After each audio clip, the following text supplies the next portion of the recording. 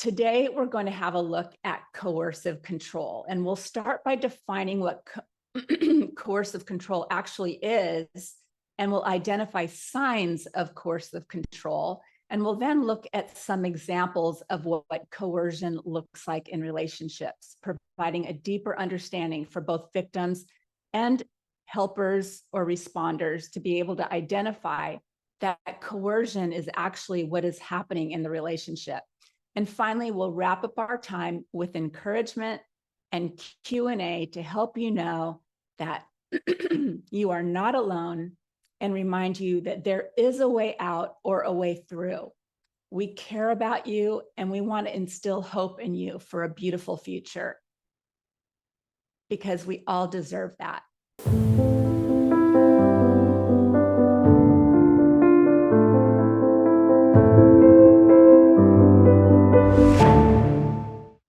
Okay, so what is coercive control? Coercive control is an oppressive form of emotional abuse or psychological abuse that's rooted in control and manipulation and is ongoing. It's reoccurring. It is strategic with the use of intermittent reinforcements and at times threats. And we'll get into what threats really mean because there's different kinds of threats, with the goal to create, the abuser's goal is to create an imbalance of power where the victim does not have strong self-esteem or personal autonomy. And that's a big issue, is this, the personal autonomy. Victims of coercive control are really highly controlled, emotionally beaten down, and manipulated until they're completely undone and void of a sense of self. It is hugely oppressive form of abuse, which I've mentioned, but that is really the indicator that it's coercion. And it makes it very difficult for the victim or a responder to identify it's happening because of how manipulative it is, which in turn can be even more damaging because not all coercive control is easily seen. Therefore, it's not quickly picked up on and addressed or stopped. So what are signs of coercive control? Coercive control is meant to create a level of fear in the victim and to increase confusion.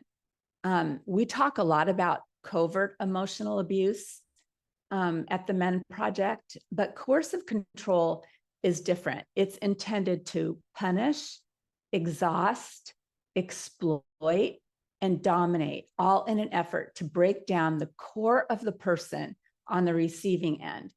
Harm is used to persuade and guide the victim's thoughts, feelings, and actions. And the abuser who uses coercive control intentionally employs tactics that limit the victim's freedom and autonomy. Some of those tactics include, and I'll further explain and discuss them in a minute, I mentioned threats, that's one, monitoring or tracking activity, limiting access to money and maintaining financial control, requiring control over the health and body of their partner, using intimacy to control or power over, waking their partner up during sleep in order to exhaust them, isolating their partner from any support system, name calling, put downs, and criticisms, holding to traditional gender roles with the intention of using those gender roles to oppress their partner, and weaponizing children. And there's so much more, but these are the things that we're going to talk about today. But before I break those down specifically, I wanted to ask you a question, and I would love to have your feedback. Have any of these behaviors, do they sound familiar to you? Have you personally experienced them in your relationship? Or if you're a people helper, do you see these behaviors played out in the person you're caring for or walking alongside? So I would just love to know if you've experienced this, if you're able to identify that, and where you are before I get into the talk. So please send us your comments and questions. Hey, somebody said all in all caps. Yeah, that's very common. Yes, all of them identify. Yes, all of them identify all the time. Someone said, yes, experience them almost on a daily basis. Thank you for bringing awareness to them. Yes, I have, and I see my ex-husband doing this to my daughter. Oh. I'm not certain. I know covert emotional abuse, and I'm not sure about this one. And then one says, how do you help the children that are being weaponized? Well, first off, I'm going to answer. Most of you here today know what we say about covert emotional abuse, but I just want to touch on it briefly. Psychological abuse or emotional abuse can either be overt, so like raging, name calling, loud put downs, or it can be covert. And those are the hidden. I had this problem yesterday. I hope I'm not coughing all session, but covert emotional abuse are the hidden manipulative tactics that are really hard to identify. They're hard to name, and therefore it's hard to confront them.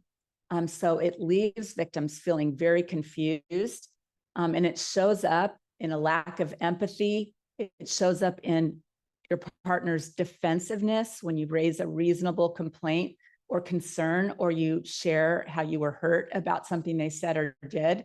And rather than conversing with you in an authentic and open way, they stonewall you with various covert behaviors. And we have a comprehensive list of those covert behaviors on our website. So I hope that you'll access them. And we also have a prior workshop that you can find on our YouTube channel or on our website about covert emotional abuse.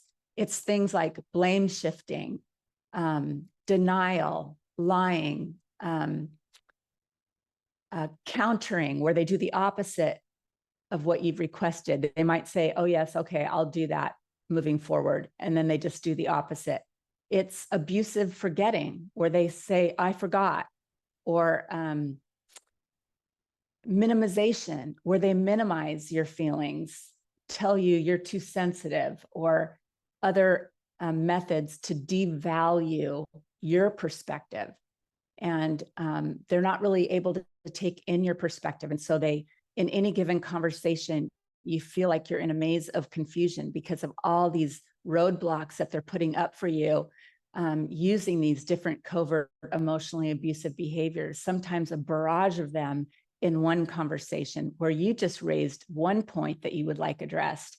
And then into the conversation, you find yourself saying, I don't even remember what started this argument. I forget what the original point was. Let me turn my phone off. So then moving on to the question about how to help kids that are being weaponized, I think the best thing you can do, depending on their age, is to begin educating them about covert emotional abuse and coercion. Give them the language. And we have tools that you can download for free on our website. I'm so sorry. But I think the number one thing you can do for your kids is to not participate in that kind of pressure that the abusive parent is placing on them, and instead really show up for them, ask them about their day, ask them how school is, and don't be so quick to give them advice, but really just show up and listen to them, be encouraging, validate them. And if you model that for them, they will be able to see the difference in two parenting styles, and will really see who the positive role model is, and they'll feel safe with you. But I do think it's important. We say at the Men Project, don't over confront and don't under inform. So you don't want to say, well, don't listen to your dad, or you don't want to over confront them, but you want to inform them and then model for them what healthy parenting looks like. Okay, so let's start with threats. And thank you for your questions and your comments. I really like the icebreaker, and I want everyone to feel safe to ask their questions. So thank you for that. Threats can be made toward the victim or towards someone the victim deeply cares about, including a child or a pet. While there are times there's no follow through on that threat, a threat should be taken seriously, because it's an indicator that the abuser is willing to ratchet up the negative experience. The abuser may threaten the victim to scare them into doing what they want or to prevent them from doing what they don't want. Their threats may be direct, as a significant risk to health and safety, or the threat may be more ambiguous and indirect, just simply implying harm. For example, I could harm everyone in this house if I wanted to, is a indirect threat. They're not saying I am going to, but it still causes fear in you because it's foreboding. You don't know what they're going to follow through with. In childhood bullying, for example, an indirect threat would be something like, don't come to school tomorrow. So the child is left feeling fearful about what may happen at school the next day. There are also veiled threats, such as, you better not call your parents or you'll regret it. And there are conditional threats that warn of violence if a specific condition isn't met. For example, if you continue talking to me about how my mom treats you, I will tell my whole family, including my mom, what you're saying about them. Threats should not be confused with healthy boundaries, where the victim attaches natural consequences to abusive, chaotic, or toxic behaviors. That's very different.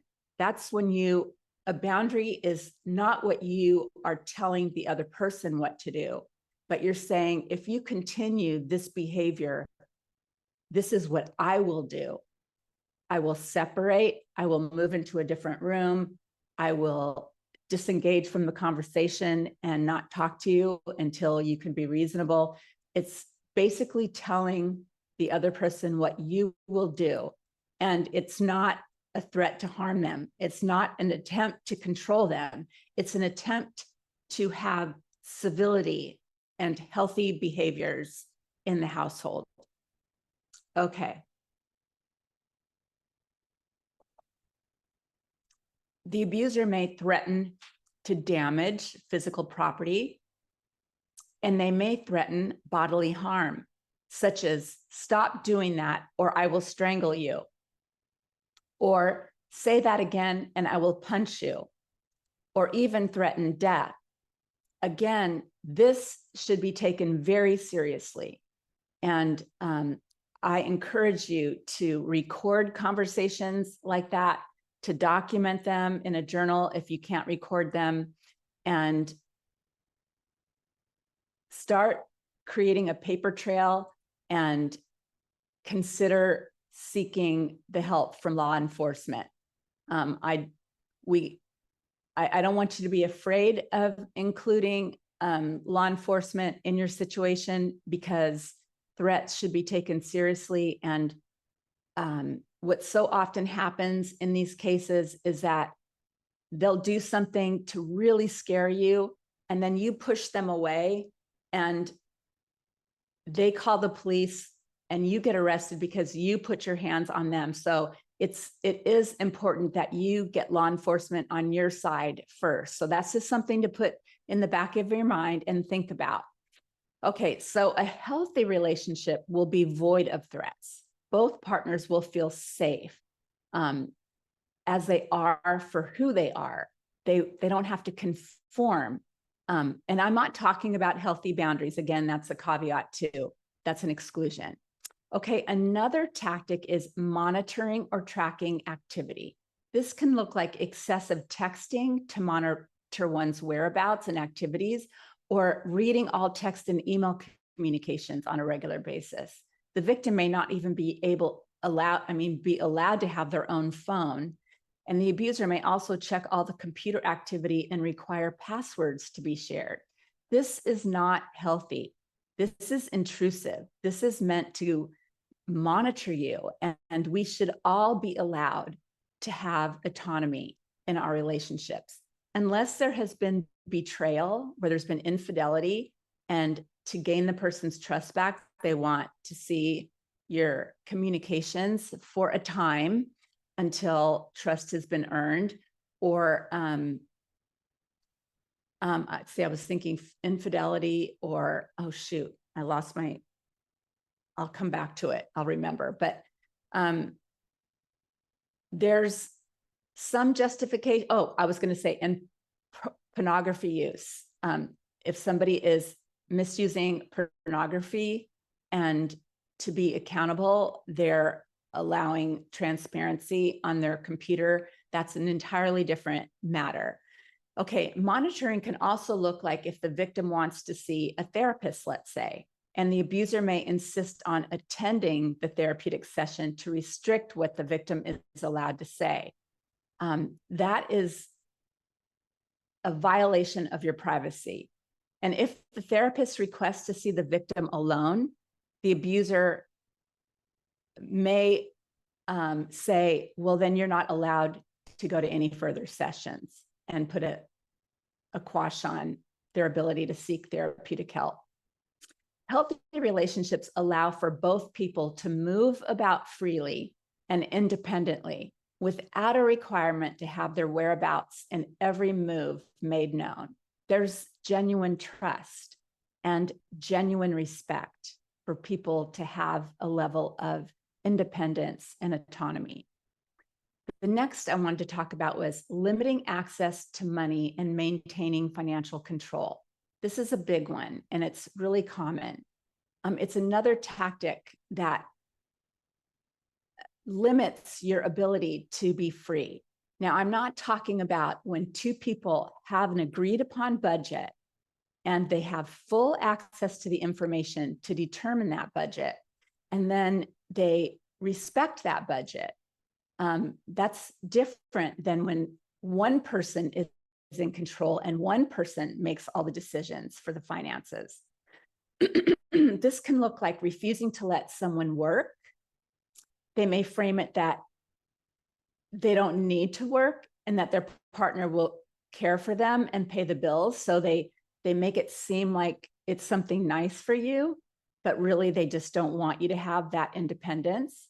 Or if someone works, they may be required to hand over their entire paycheck, leaving them little or no access to the money they've earned. This is really coercive and controlling. They may have restricted access to transportation to work, or the abuser may demand that they drive the victim to and from work to ensure that work is where they really are. Very intrusive. The controlling partner may insist that they themselves do simple tasks outside the home, such as grocery shopping. So the abuser doesn't even want the victim to go grocery shopping or run errands. So they may, so that they can keep the victim at home and indoors. And if the victim does own a car, the abuser partner has been known to often take the victim's keys or prevent them from seeing family and friends. Or they may be required to show receipts to prove where they've been or how much money has been spent. All the while, the abuser has free reign to spend as they wish and can move about in life without restrictions or boundaries. Again, a healthy relationship allows for both parties to have autonomy and to move freely while honoring healthy and reasonable boundaries. Coercive control can also look like requiring control over the health and body of their partner. For example, the victim may be required to keep their weight at or under a specific number, or the victim may be required to exercise at specific times throughout the week. In other cases, though, the victim may be required to be overweight so they won't attract positive attention to themselves. They may not be allowed to wear makeup or attractive clothing. The victim may be restricted from eating certain foods or a certain amount, or eating altogether at times intermittingly. If the victim is disabled, and there's a lot of abusive situations where there's abuse towards an disabled adult, the abuser may control the dispensing of medications, for example. The abuser may over-medicate to sedate their victim, or they may under-medicate their partner, depending on what their motives are at the time. The examples of controlling exercise that I mentioned should not be confused with a healthy accountability between two partners who mutually ask for each other to encourage each other to stay on a plan, like because they have a desired mutual goal to improve health in the household. Again, that's a mutually determined decision. It's not one that's forced on you that you feel obligated to adhere to. The next topic I want to discuss is using intimacy to control and power over. This is a common coercive control tactic. A lot of things manifest in the bedroom. It just carries over. So I want you to be aware of that. Be aware of ways where you don't feel heard, you don't feel respected, you don't feel valued, you feel more objectified. It can look like demanding how many times sex is required in a week. It could be sexual coercion can be disguised as trying to spice things up while forcing sexual acts that the victim is uncomfortable with. It can be suggesting multiple partners or coercing the partner into making sexual videos. And I encourage you to not, because those videos can be used against you. They can be used to threaten you, to expose to your children or to family members. So the abuser may suggest wearing or trying things that overstep their partner's comfort level and push their partner to violate their personal boundaries and personal autonomy. So in other words, they don't respect the boundaries that you set in place or the preferences that you've laid out for intimacy. And I just want to say this about boundaries too. I explained to you, it's not what you tell someone else they must do. It's you telling them what you're going to do if they continue a bad behavior or don't do a certain good behavior. And so with that said, it's so important to follow up, to follow through with those consequences, because otherwise the boundary is merely a complaint and the abuser is not going to respect a complaint. He's going to say you're nagging at him. So a boundary really needs to be enforced for you to demonstrate that your word has value and authority. Okay, so continuing on sexual intimacy, if the victim has certain preferences during intimacy to make her more comfortable, the abuser will often not comply. They might say, oh yeah, sure. But you'll find that they either forget or they just power over and ignore. So they're demonstrating that intimacy is a one-sided experience. And it can be uncomfortable to raise a complaint or concern in the bedroom. But I really encourage you to sit down, maybe not at the time of intimacy, but at the kitchen table or something, and say that you want to have a conversation and really lay out what your boundaries are. Or the abuser may deny intimacy when the victim takes the initiative. And this is very common, that the abuser wants to control their spouse, and so or their partner. And so they determine when and where and how often intimacy can take place.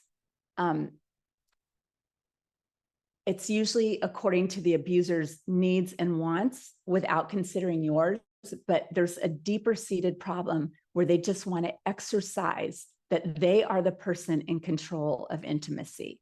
So it's very insidious. If the victim speaks up against this behavior, the victim will either be ignored or retaliated against. Very seldom will her needs be met. Healthy intimacy allows for both partners to be satisfied within reasonable boundaries. It allows for both partners to initiate intimacy when they desire, within reason. I don't mean somebody badgering you for sex all the time, but it's something where both people feel safe, emotionally connected and emotionally safe to express their needs and wants. Another common but not frequently identified tactic of coercive control is when the abuser wakes their partner up during sleep in order to exhaust them. They may wake them up to talk, they may wake them up to have sexual intimacy, or they may wake them up abruptly with a slam of their hand down on the bed, or intentionally make a loud noise with their voice or with an object, or they could turn on the TV really loud. Or they could be woken up and told they're snoring when they really haven't been snoring. Just things to interrupt their sleep. When the abuser is dysregulated and they want to retaliate and punish you, they'll often do this sort of thing. They may be kept awake until wee hours of the morning, weaponizing sleep, and it emotionally wears the victim down with no evidence of abuse. So it's very confusing because it's something that you wouldn't think necessarily is abusive, but it is. And it can actually be terrifying because sleep is a basic need that's essential for overall health, physically and mentally. And when it is continually withheld and intentionally interrupted, it can have harmful effects, even if it's just one night of interruption. Think of how you feel the next day when you haven't had a good night's sleep. And so it just becomes even more problematic and detrimental if it's repeated. Healthy relationships respect each other's need for rest and for time alone. And this does not mean that you're required to allow your partner to take naps when you're not allowed to. It means that rest is mutually respected and supported. So like if you're raising a small child and somebody was up with them in the middle of the night and the next day is a Saturday, then the other partner would say, why don't you take a nap and I'll handle the baby, or something like that, where it's mutually respected and mutually encouraged. Okay, moving on. Isolation is a tactic we talk a lot about around here, and it's no different when speaking about coercive control. Isolating their partner from a support system can look like negative comments, devaluing their partner's friends, or criticizing the family members of their partner. The abuser may not allow the victim to visit family members or talk to them over the phone, or they may use subtly manipulative lies to convince their partner not to talk to their family or not to see their friends. And this may include missing out on important dates such as birthday celebrations or even holidays. The victim may also not be allowed to maintain a friendship that she has had for many years through one of the methods that I just mentioned. In healthy relationships, on the other hand, connection with others is not only supported, but it's encouraged. In fact, healthy couples will have both friendships and family relationships independent of their partner. And they will also have friendships that are an integral part of their relationship, where in many ways they do life together. So there might be friends that are included in your couple relationship, but there's also friends that are maybe just solely for one person or the other. I mean, I'm not saying that you isolate that friend and they can't have any interactions with the other. I'm not saying that at all, but you're allowed to move freely and enjoy relationships. And all of this is within healthy boundaries. I'm not talking about having an emotional relationship with somebody of the opposite sex, or if you're in the LGBTQ community, somebody of the same sex that maybe you've had a relationship with, or there's an attraction to. Obviously, that's a form of betrayal. So I just want to clarify that. Another form of coercion is name calling, put downs, and criticisms, which are used to make the partner feel inferior. This can sound like them saying, "You're worthless," or "Go ahead and leave. Nobody will want you." They may degrade your physical appearance or your academic achievements, your book smarts or your street smarts, in an attempt to degrade your personal relationships by destroying your self-esteem. This often leads to self-isolation, where you feel so poorly about yourself and you're so out of sorts, and you're a victim of a toxic relationship. And so often that causes us to perseverate, think about something over and over again, like what started that argument, or why, when I offer empathy to my partner, why don't I receive empathy in return? And you dwell on these things because they're very unsettling. It's abuse.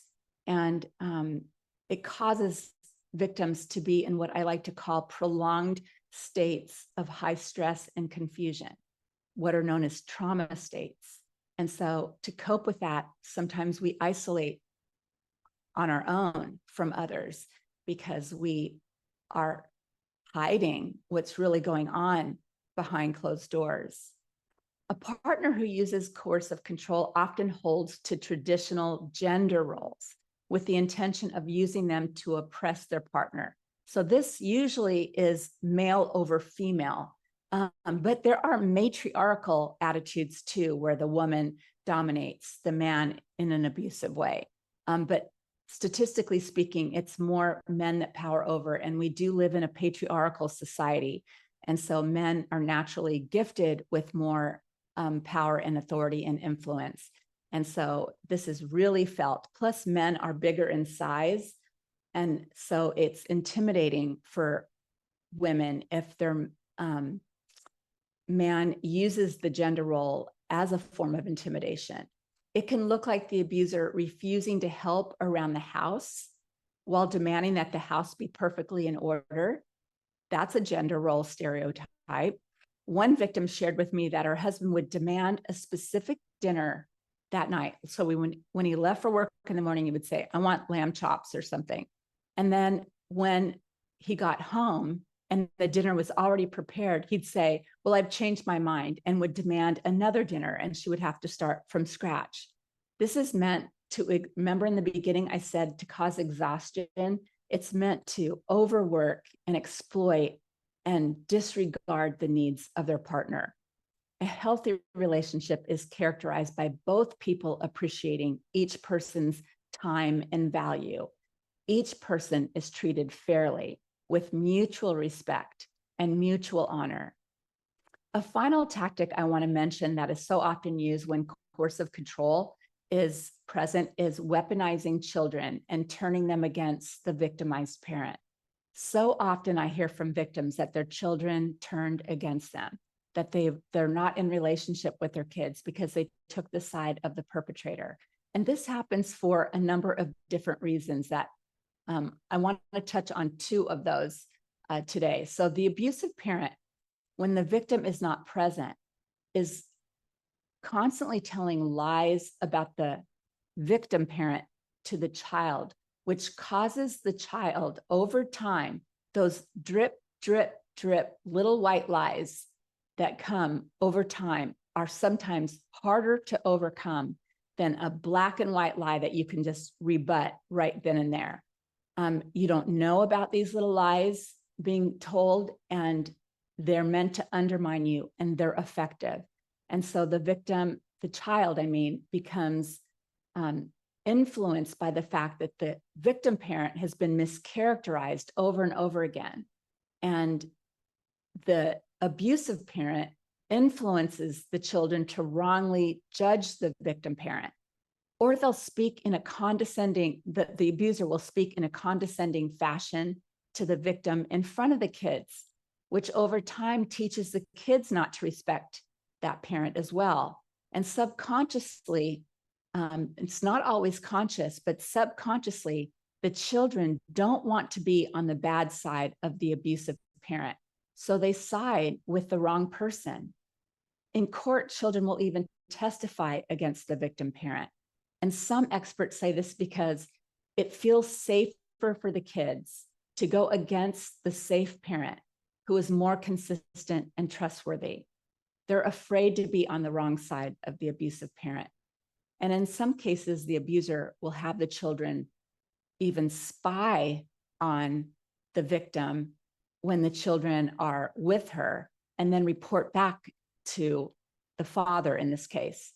Or all too often, we see it look like the father taking custody away from the mother in court, based on lies and based on the kid's testimony. When children, and this often happens when there's reactive abuse. And if you don't know about reactive abuse, I really encourage you to go to our YouTube channel and look for that workshop. But it's when the victim is so traumatized from ongoing verbal or emotional abuse that their trauma response is to act out in a fight, flight, freeze, or appease response.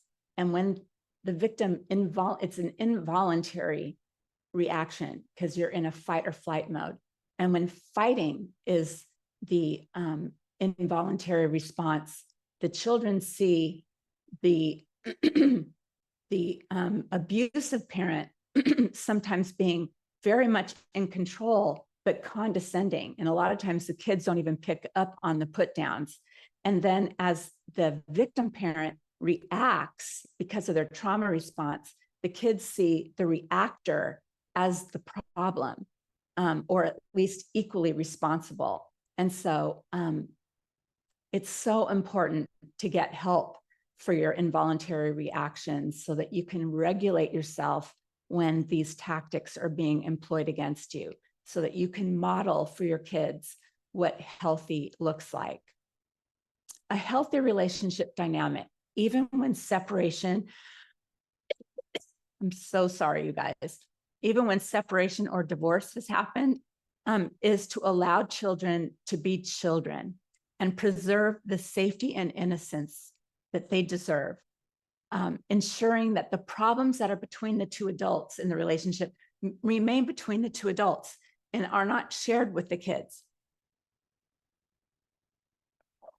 If you know that your child is being alienated against you, in that case, if your child is willing, I wouldn't force them, for you to educate them a little bit about emotional abuse. I think that can be very helpful.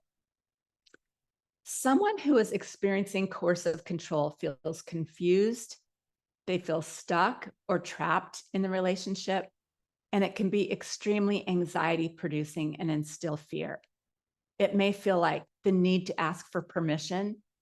So in order to keep the relationship, you may find that you begin asking before you do anything. You expect a no, but if it's a yes, it will likely come with consequences, which can feel like you never received permission in the first place. And over time, this can inhibit you from actually asking for permission, leading you to feel further trapped and isolated. And I'm going to mention other ways that you feel, but I want to just take a sidebar right now and say that a lot of victims, when their spouse is really controlling, they start out feeling flattered. You know, well, my spouse really cares about me. He wants me to get to work safely. He really wants my time. And so it's actually, you misinterpret it as an act of love, and it bonds you to that person because you think it's a sign of love, but it's definitely not a sign of love. It is a sign of control and oppression, and it's not healthy. And so I just want to put that in your mindset so that you determine what you're experiencing accurately instead of having this cognitive dissonance where you aren't viewing your situation through an accurate lens. You have to change your thinking patterns and change your attitudes about and your beliefs about what is healthy and what isn't. Okay, so that was a little sidebar. Now going back to ways that you'll feel if you're experiencing coercive control. You may feel alone and isolated from family and friends, or your partner may ask you to skip going out with your family because they don't like him, or they may ignore you as punishment for going out with your friends. So you get the silent treatment from your partner.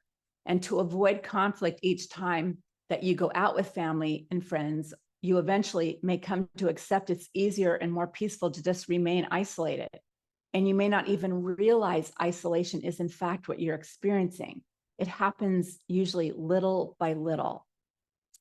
Number 3, you may feel your space has been invaded when the abuser demands to see all things you typically keep confidential, such as your journals and so forth. And then your trust is violated as you're publicly shamed and humiliated when he publicly shares those privately shared vulnerabilities. Or maybe he doesn't publicly share them.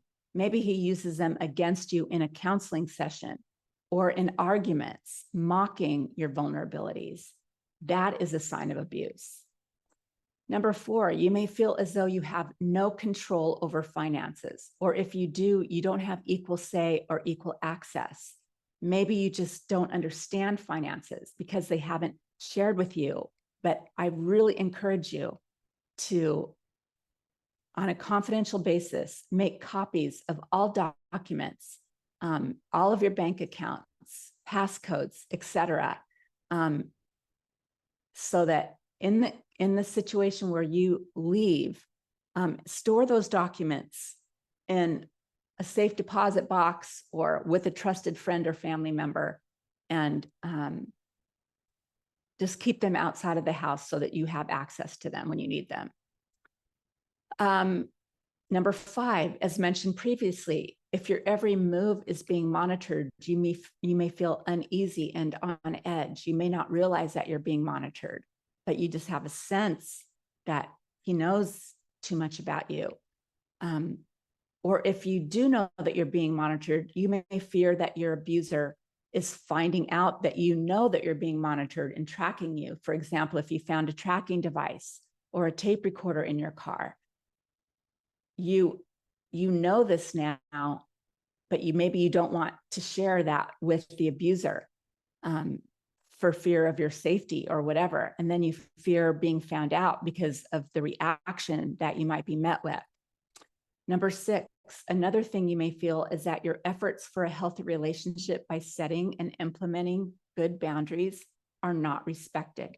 You may feel your privacy is invaded, or you may begin to feel angry about your abuser's entitled thinking that everything that is personal and private to you equally belongs to them, such as communications that are for your eyes and ears only. Or maybe it's a car that you bought with your money and they take it at free will and disrespect that it's your vehicle that you worked hard for. This can be a very frustrating and anxiety-producing experience. And since I mentioned boundaries, I just want to remind you again, this is something that you say you are going to do if they don't respect your boundaries, and then you actually follow through and implement the consequences. That's how you show your word value. That's how you show up with integrity. That's how you get your voice back. Unless it's a physically dangerous situation, and then I wouldn't poke the bear. I would just plan, seek outside resources, work on getting stronger and creating an exit plan, because you really need to take your safety seriously. If after hearing all this, you realize that you're in a relationship where coercive control is being used, it might feel like you're stuck. But you're not. You may be feeling like you need to ask permission to do anything, from talking to your parent to spending time with a friend, using money to purchase something, or seeking help from a counselor for your anxiety. I want to encourage you to confide in a trustworthy and safe individual in your life, whether that is someone you personally know or a skilled therapist or a domestic violence advocate who understands abuse and trauma. Coercive control is abuse, and you do not have to accept it or tolerate it. A DV agency, a domestic violence agency or advocate will be able to help you know how to handle these difficult situations and come up with a plan for steps to take. We have covered a lot today, and my hope is that by sharing all that I have with you today, that you will, number one, know that if you are experiencing any or all of these things, one of these things, you're not alone. Understand that what you are experiencing has a name. It is coercive control. And coercive control is actually being proposed as a law to be illegal. It's already been adopted into law in the United Kingdom. And so I really hope that that will be forthcoming, and more judges are recognizing coercive control as an aspect of abuse. See that you are intentionally being, I want you to see that you are being intentionally made to feel as though you are stuck, but you are not. You always have free will and a choice, and there is hope for healing and regaining strength and a strong sense of self. To get stronger means thinking in new ways and reprogramming your thoughts. It's changing your belief systems. So if you have been tolerating this kind of coercive control, it's about changing your mind to say, no, this is not right. This is abuse. And I don't want to experience abuse. I have rights and I want to exercise those rights. And so it's a process of learning. It's a process of getting stronger. And it's a process of changing your thoughts and being able to implement boundaries. Take this time to go through that learning process. Read books, listen to podcasts about abuse, and start to get your voice back. Really understand what you're dealing with. The more knowledge you have, the more power you will have, because clarity is the first necessary step to healing. You have to understand the issues and the tactics being employed against you specifically. No two abuse situations are alike. They're all very different. And so people are experiencing very similar things to you, but it won't be exactly the same. Don't think that because it's not exactly what I mentioned, that you're not experiencing coercive control. If it feels oppressive to you, it probably is. So trust your gut. Even though you've been criticized for your thoughts and put down, instinctively, your body will give you a sensation. And I want you to listen to that. Get in touch with your body again. Notice where you're feeling it. Is it in your chest? Is it in your stomach? Is it in your neck? Notice those signals and become in touch with that.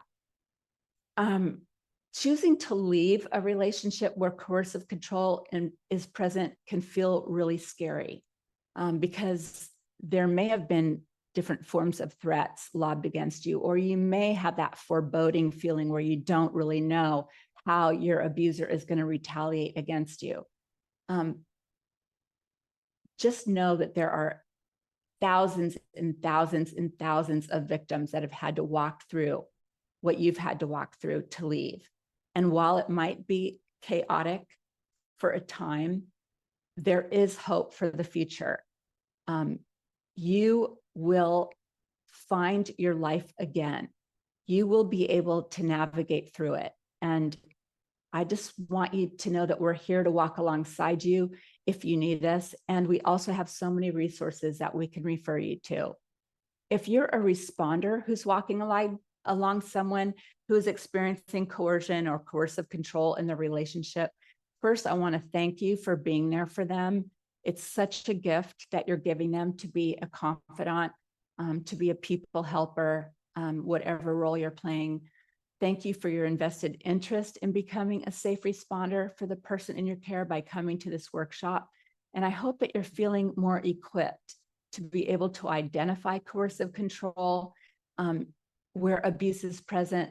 And I want you to know, if you're a helper, that we offer training for responders to be able to clearly identify abuse and learn how to respond and journey with those being harmed by abuse.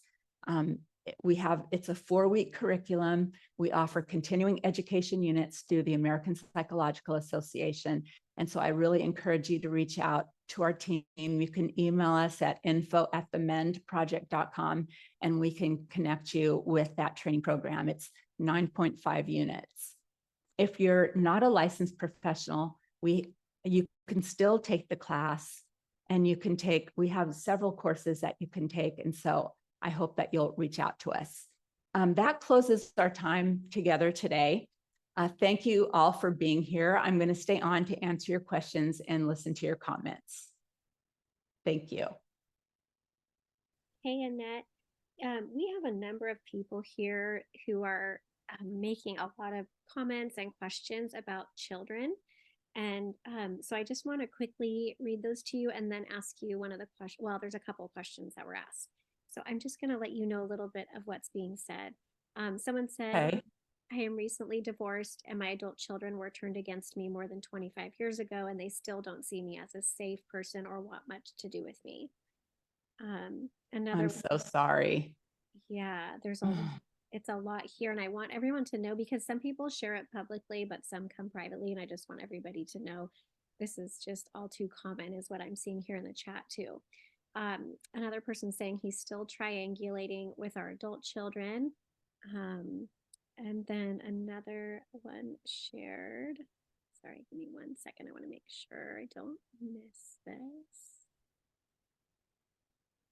To the person that hasn't really talked to their kids very much in 25 years, have you thought about just sending them regular notes, just asking about maybe their kids or their job, or just showing that you're interested in them and that you would love to meet them for coffee or lunch?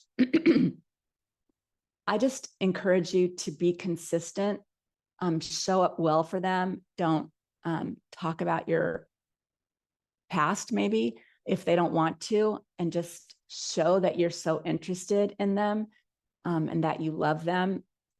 Sometimes over time, and sometimes it takes a long time, but sometimes that can make a difference if you are just simply there for them, to pour into them, to encourage them, to compliment them, and to show interest in them. Sometimes that over time will make a difference. You may have already done that. I'm not assuming that you haven't, but I'm just mentioning that for you or for other people that are in that situation.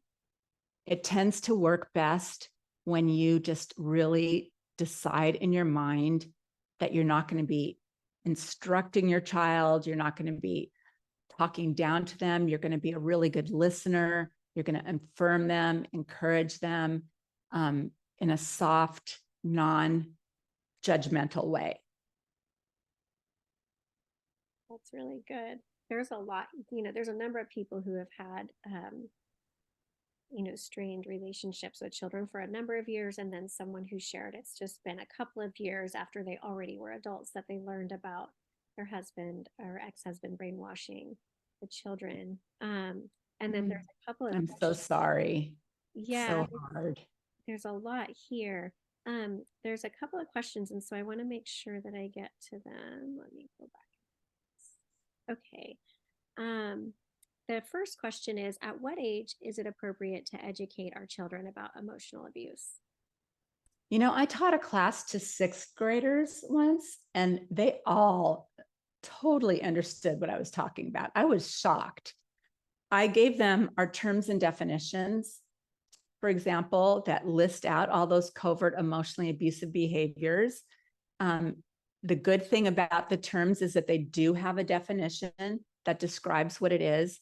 And the kids were just nodding their head, just really engaged. And so I would say at around that age, they're able to start understanding that, junior high school, maybe sooner if you have a really intelligent child. It just depends on the kid, and it depends on their interest, because they may just have no interest, and I don't think you should really force them. Maybe you can just teach them one behavior at a time and then talk about that behavior off and on. Don't bombard them with it, but talk about, let's say, gaslighting. And so you talk about gaslighting a little bit in your conversations over a couple day period. And then you move on to another term and you start to slowly educate them rather than showing them all. It just depends on your child. Some kids are emotionally very intelligent. You've done a really good job as a parent, and they have an awareness of emotions. And so they'll want to eat it up. They'll be curious to know more. So you just have to, read your child. Yeah. So there's one more question in here about children being weaponized, but real quick, Annette, I want to just state this before it's almost 11 o'clock, and we did have somebody ask for slides or something from this presentation as they work with patients. If you are a responder and you want more information, further training, etc., will you reach out to us privately at info@themendproject.com so we can support you in the good work you're doing? That would be amazing. Thank you. Okay, so this next question about, okay, have you ever seen an abuser weaponize their children and use them to make the victim feel guilt, or weaponize their relationship with the child's mother to not have to respect or enforce boundaries that are set by the victim? Oh, yeah, that's very common. They will undermine any authority or reasonable boundary that you have. They'll use every tactic to divide and conquer. They will scapegoat you. Go to our terms and definitions. They will create a cloud of confusion. That's another term where they pretend to be such a good guy and they do all these nice things for the kids, or they say all these nice things to the kids while they're undermining you. And so it creates this confusion because they see the one parent that's creating the confusion in a light that's distorted. He's really not a great guy, but they see him as a great guy. And then when this great guy is saying undermining things about you, it confuses them. So there's so many tactics, like catastrophizing is another one, where you may have done something minor and they blow it out of proportion and they just put all this weight on it, like you were such an awful person. There's so many tactics that I want you to become familiar with so that you can understand what could be happening, and then you can educate your kids on those tactics. Okay, we have a number of questions coming in. So we will stay on, and Annette she's happy to address your questions. This is really important. And all the Q&A will be in the recording if you want to go back and listen to the Q&A, if you have to leave us now. Yes. So how, as a coach, do you distinguish between a couple that both are saying they're being coercively controlled, as it was explained here? Well, it's challenging at times, but the more familiar you become with covert emotional abuse, the more you'll be able to identify which one is actually the abuser and which one's the victim. This he said, she said situation, it's not uncommon, but there are some ways to really identify what's happening. And the more familiar you are with covert emotionally abusive behaviors, the better off you'll be to be able to discern. All abusers say that they're being controlled or abused. Any reasonable boundary is looked at as control. They don't understand boundaries and they don't respect boundaries. And a lot of times the victim doesn't understand what a healthy boundary is. So it can be confusing. And if there's reactive abuse, if she's traumatized and you haven't identified post-traumatic stress, start to look for the signs of PTSD, the involuntary shaking. Maybe there's false accusations that oftentimes abusers will falsely accuse the victim of doing things that they didn't do. It might have a shred of truth, but it's distorted. And so you need to be really able to discern that. Another thing you can do is you can talk one-on-one with the couple, take 15 minutes with each person or something. And you can ask the question, what do you think your partner is experiencing and feeling. And the victim will usually be able to say, I think that my partner is thinking and feeling this. But the abuser won't have that same ability to be empathic. They will focus more on how they've been slighted. Now, if the victim has started to really understand that she's being emotionally or he's being emotionally abused, they might be at a place where they're really frustrated and they want you to recognize that. So look for signs of frustration, but balance that out with signs of PTSD, because an abuser won't show signs of PTSD, and the victim, even in their frustration or anger, will still show signs of PTSD. They might say, like, I feel like I'm going crazy. I can't remember what started the argument, because they care about what started the argument. They care about the details. They are trying desperately to communicate in a way that reaches their partner, where there's emotional connection. So you'll see the motives are different as well. But if you are a therapist, or even if you're a helper in some way, take our comprehensive course, because that will give you a lot more tools to be able to identify. And I also have to say that if any form of abuse is present, couples therapy is not advised. Even though it's not a board protocol, every expert who's working in the trenches of abuse, and so many books from experts talk about how couples therapy simply makes it worse for the victim. It's traumatizing for them because they're having to overcome these covert behaviors that the therapist doesn't identify. And so they're not putting a stop to it. And it's just another traumatic situation. And where they're actually receiving misdirected therapy or double abuse from the therapist, because they're not identifying abuse and naming it, which it needs to be named. As soon as you identify it, you want to show them our terms and you don't want to say you're in an abusive relationship. That would be an over confrontation that might make them be defensive, and abuse is a strong word, so they may have a hard time with that. You want to show them our terms and definitions that you can download on the website and say, you know, something that you mentioned to me reminds me of this behavior, and circle one and say, why don't you look at the rest of this list and see if you resonate with any of these other behaviors?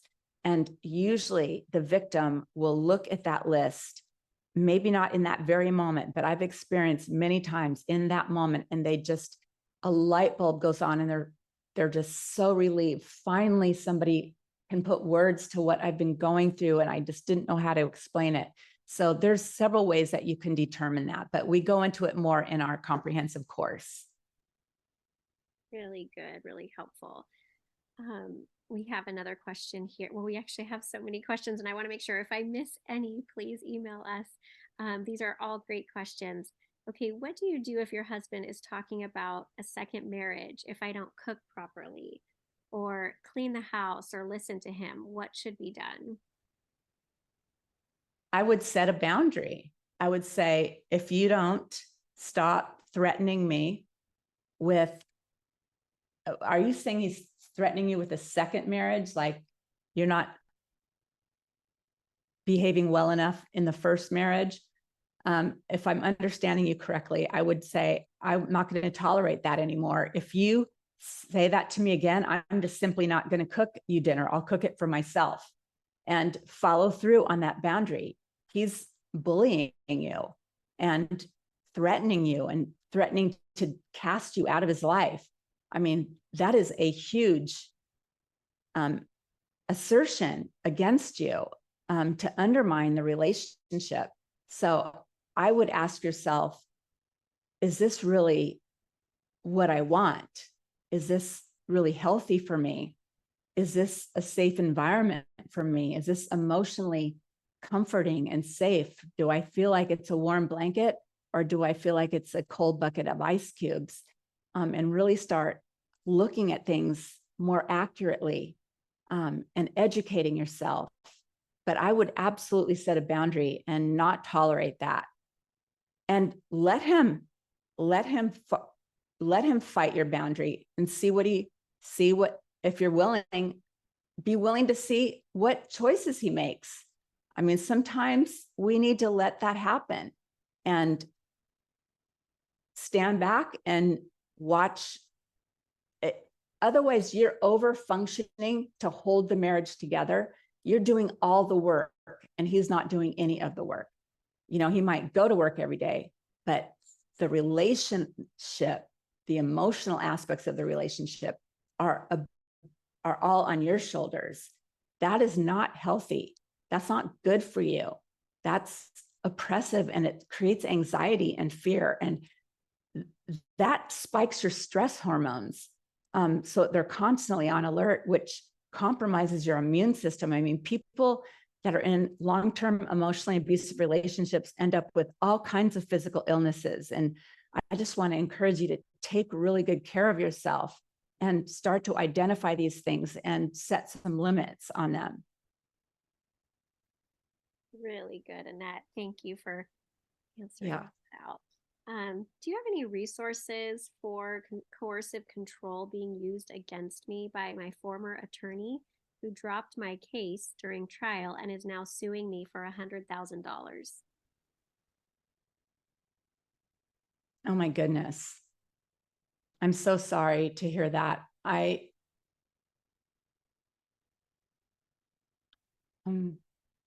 honestly, I don't, but this would take a little digging on your part. Natalie Hoffman has a podcast called Flying Free, and it's all about covert, hidden forms of emotional and spiritual abuse. And if you look at See All on her website or on the podcast format, whichever one you're on, and scroll for when she interviews attorneys, there's a female attorney, and she doesn't interview attorneys often. So I think it should be relatively easy to find. I'm not sure what episode it is, but she interviews a female attorney that has a website who is really knowledgeable about abusive relationships and about how attorneys handle them. And you may be able to reach out to that person. She was really bright on the podcast. That's all I can think of for you right now. I just don't, I don't know, but have you sought an attorney to possibly countersue for malpractice? I mean, those are options, but all of that is so expensive. I'm sorry you're in that situation. Yeah. Really, really hard. We had a couple people ask something similar, and one who's trying to identify the difference between emotional abuse and coercive control, but maybe answering this question would help as well to create some more clarity here. What if it's not that coercive, but it is mildly so?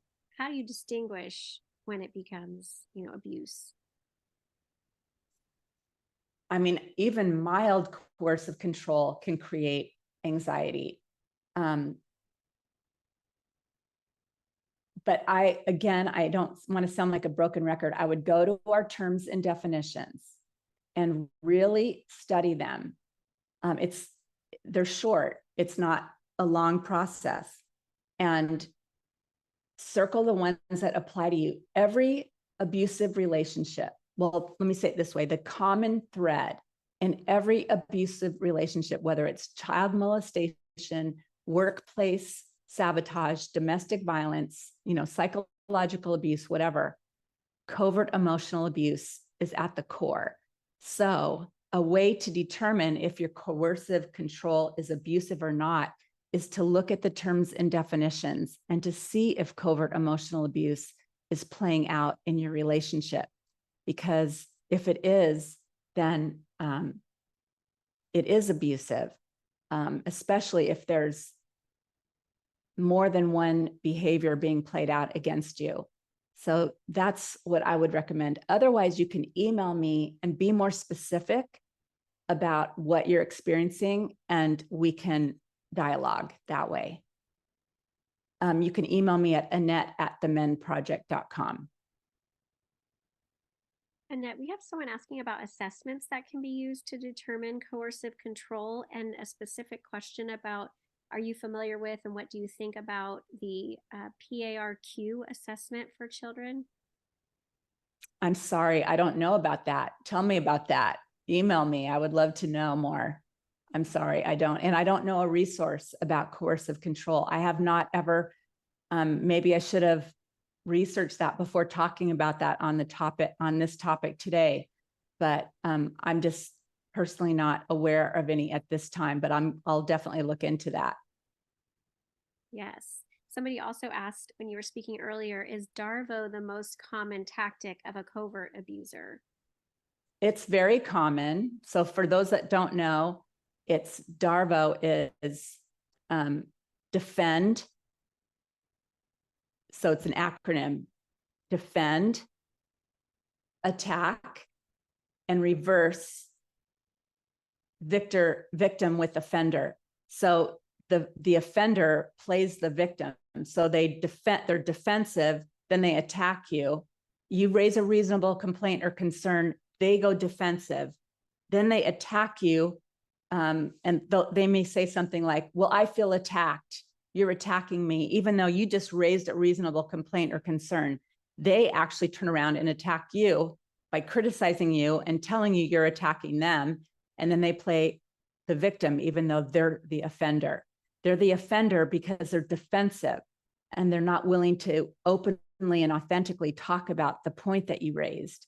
So that is very typical, but I wouldn't say it's primary because no two situations are exactly alike. But yes, it's very common. Okay. We have another question here. It says, he would shout at me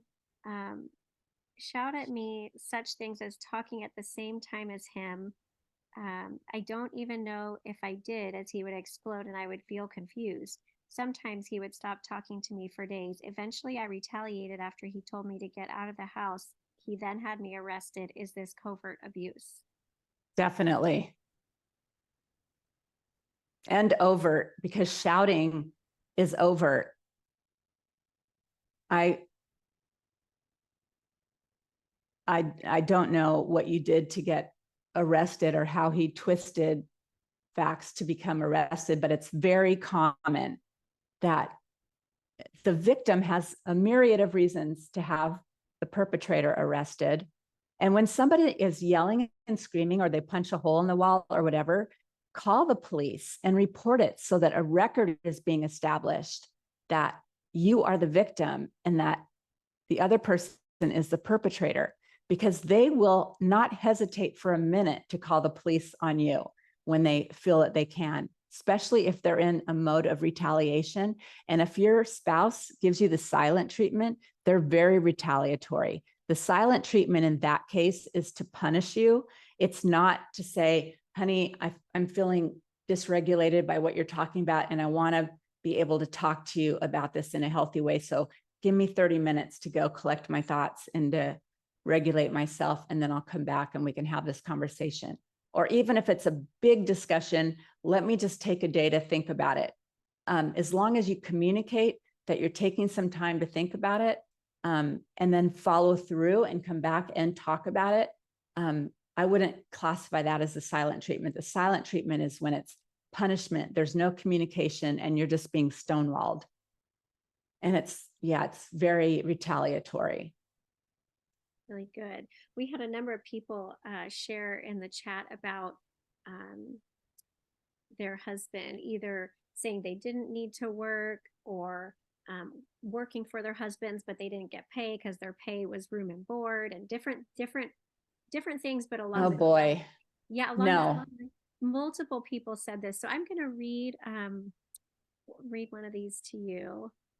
I just wanted you to know that that's happening, because I know sometimes it's hard to see all of this when you're on your side of the screen. So this one says, my husband uses me to run his business ventures for him as an extension of himself for no pay, then demeans me for having no real income and controls all of our finances. In the past, he used me as the primary caretaker for his disabled son. That lasted for 9 years after we were married. I now see the need for care was a big reason he looked for a new wife at the time. He tells me I do nothing for him and I'm worth nothing to him. It doesn't matter how much I would do for him. It's never enough and never will be. I then stop doing stuff for him. I mean, I don't mean to tell you what to do. I shouldn't talk down to you. I'm just challenging you. Say, I'm going to go get a job and stop doing his work. You have no obligation to do his work. And before you upset him, start making copies of all the documents and make sure that your name is on the account. And you might have to be strategic about that, telling your husband if something happens to you, I am not, before you tell him you're not going to work for him and get another job or something, you might want to use positive manipulation to protect yourself. And you're going to have to be creative about that. But I would start documenting everything, getting as much information as you can and storing it outside of the home. And then I would really, this is severe coercive control. And I would start thinking about changing your thought process. And if it seems too hard to set a boundary like that, if I just said it and I made it sound so easy, but if it feels really hard, I would get some help. I would really start educating yourself, listening to podcasts that inform you about narcissism, and seek some professional help, or at least find a really good friend that you can talk to these things about that won't betray your confidence, and start knowing that you need to change your mindset. There's a great book out there for this kind of mindset change, because, and I'm not saying this in a judgmental way, but you accommodating all of his needs, taking care of his son and doing all of his work is an over functioning in this way, and him giving you so little in return is a sign of codependency. And that's not a bad thing. I don't like the phrase codependency, but this book I want to tell you about, it's by Ross Rosenberg, and it's called The Human Magnet Syndrome, because he doesn't call codependency by that name. He calls it self-love deficit disorder. So it's a lack of love for yourself.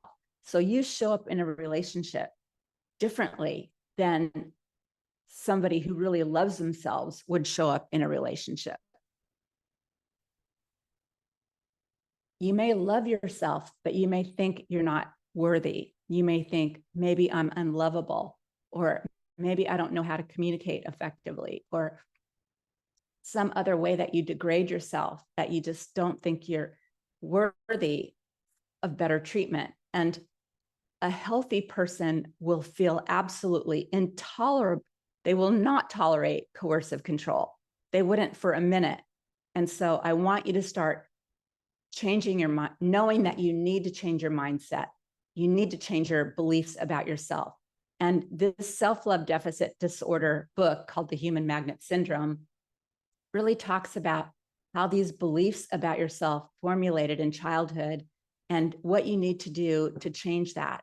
And then since that is an issue for you, I also want to recommend that you join the Flying Free support group, because they really work on changing your mindset when you've been stuck in a situation for a long time. Nobody's going to badger you to make a decision or to behave in a certain way. They're just going to teach you things to make you stronger, to help your attitudes about yourself and about your situation make a more accurate adjustment, so that you are viewing the situation more accurately, and then you feel confident to take some subtle or significant steps based on your accurate perspective of the situation, where you wouldn't need to ask me the question, is this coercive control? Because you would absolutely know it. And you would feel an uprising about it. So, yeah, where you wouldn't be influenced by those horrible things that your husband says about you. And that's horrible. Nobody should be treated that way. Thank you for being honest and open about that. Yeah. I hope I didn't come on too strong. No, I think it was good. You explained that out, Annette. That's it's really hard, and we have actually a lot of people here who commented on some questions. So I'm going to kind of merge it together. I know we're like a little bit over time, so I just want to be very mindful of that. But we had people asking questions about trauma responses, the physical symptoms of experiencing coercive abuse, and one person who shared a story. So I'm going to go ahead and read that, and then you can maybe speak to the trauma response. Okay. My husband attempted to use coercive control last night regarding my house that I still own from before our marriage that he used as a rental the past 10 years. He pocketed the money and did not maintain it properly, so it's currently unlivable. I have been standing my ground not to allow him to make decisions regarding that house anymore. I plan to move back into it. Anyway, he tried to bully me last night. I stood my ground again, and he gave up his attempts, acting like the victim. But afterwards, I had so much anxiety, and I'm still affected by anxiety today. Is this a trauma response? Yes. Anxiety in a traumatized person actually is trauma. So when somebody is badgering you and controlling your property, and then they turn around and play the victim, yes, that's a traumatizing situation. It's so crazy making, and it's so twisted up all backwards. So that will dysregulate you. And I want to mention, so some of the trauma symptoms that are most obvious would be involuntary shaking, specifically, mostly when you're talking about a traumatic event or about your marriage or about something that has to do with abuse. You'll notice that. If you have severe forms of PTSD, you might notice that your body almost feels like it's humming. It's your cortisol, and other stress hormones that are spiking and collapsing your endocrine system. And so you feel that physically. It's a toxic kind of a feeling. The stress it might be low grade stress, but it's because your endocrine system, your adrenals and cortisol, it's so over producing that you notice this feeling in your body that doesn't feel right. You might notice that if you try talking about something that you're going through and somebody interrupts you for a minute, that you lose your train of thought. So it's called fragmented thinking, where you kind of forgot what you were just saying. And so you don't really finish one sentence and then you start another one. Or like, for example, if you're in a crazy making argument, you forget what started the argument. Those are all signs of being dysregulated, of having PTSD. And I'm trying to think if we did a talk on PTSD and CPTSD. I think we did a workshop, so you can go back and look at that to get more specific details. And I really encourage you to, because it was a comprehensive talk. Yes, we did do that. Yeah. The last question I see here, and then if any other come in, we can do email or we can answer otherwise if I miss anything. But the last question here is, how can I stop the shaking? It's anywhere I go, the grocery store, etc. Like I'm in fear. And is there any vitamins or supplements to help besides magnesium?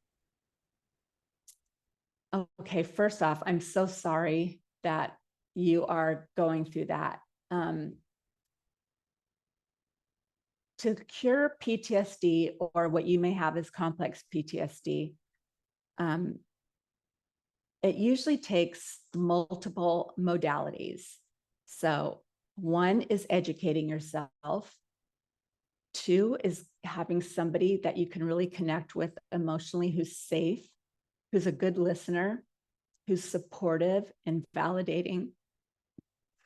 3 is, even if you don't feel like it, I did not feel like it when I went through my situation with PTSD. I wanted to isolate. I was so fearful of coming across people that were going to be judging me for my decisions.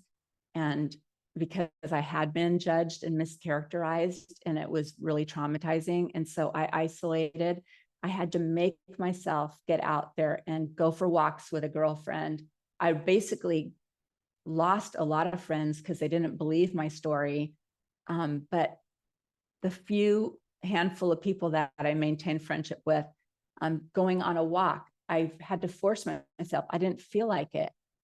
I live at the beach. It's beautiful to walk on the beach, but I just was so stuck and isolated and shaking all the time.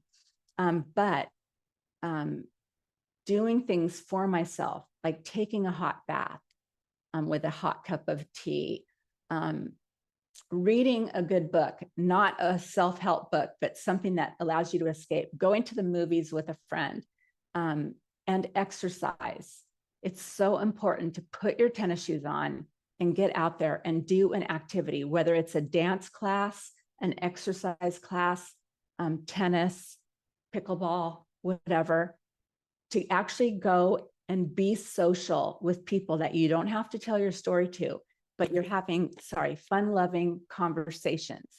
And you're doing a physical activity that's actually countering those stress hormones. It's producing endorphins.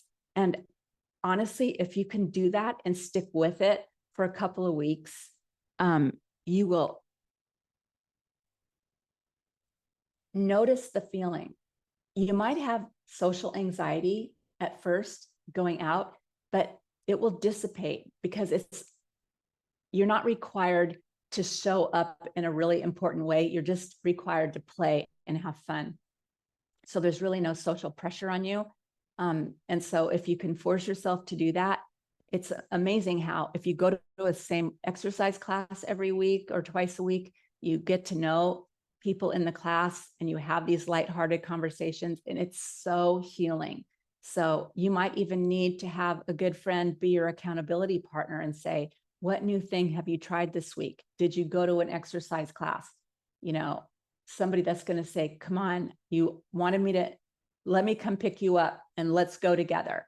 You want to really make yourself get out and do that. Doing multiple, and art therapy is a great one too. Like you can buy those doodle books, you can needlepoint, you can embroider, you can knit, you can take a painting class. Art therapy, getting yourself informed, because clarity is the first step to healing. Artistic creative therapy, exercise, and talk therapy with a qualified person who understands abuse. All of those things will help you heal. But you need to work at it. You need to stretch yourself, and it's uncomfortable, but you can get there. And if you need any resources, reach out to us and maybe we can help you with that. Hey, Annette, I think that's it for questions. I did want to share with Okay. you, a couple of people had said some very nice things that thank you as always for this information. As I listen, I can tell which tactics I've learned from and healed from. And there people are just sharing these sessions are deeply valuable. Thank you for helping us, believing in us. It's a lifeline. You're planting seeds for change, for us to have more courage. This is thank you for this clear presentation. Thank you so much, for this perspective. And so I wanted to make sure you heard that, Annette, because it's a lot to cover here, and people are really Thank you. Your appreciating. affirmations mean so much to me. It's, sometimes these topics are really heavy. And so to know that it's helping you means so much to me and our team. So thank you so much for that. If you want to, if you feel like you're in a place to be able to and would be willing to, we would love to receive an endorsement. Like if you just were to record your voice or take a little video or write out 1 or 2 paragraphs of an affirmation that we can encourage other people to come to our YouTube channel or to our trainings. And also, if you would be willing to share your story that we could post on our website, we do it anonymously, but stories really help other victims realize they're not alone. And like I've said a couple times today, no two abuse situations are alike. And so the more stories we have, the more people relate to feeling like, oh, somebody else is experiencing similar things to me. And it was posted on the Men Project website. So obviously it's legitimate abuse, and they are able to then relate to that and glean so much from that. So if you'd be willing to share your story, or maybe just record your story and then we transcribe the story for you, if you feel too traumatized to be sitting on the computer, we can help you with that. And we really value them. No pressure, but we do value them. And if you're not in a place, we totally understand that you might not be ready to do something like that. But anyways, well, if that's all the questions and comments, thank you from the bottom of my heart for joining us today. We'll see you next month, if not sooner, and just take really good care of yourself. Take really good care. Okay, bye-bye.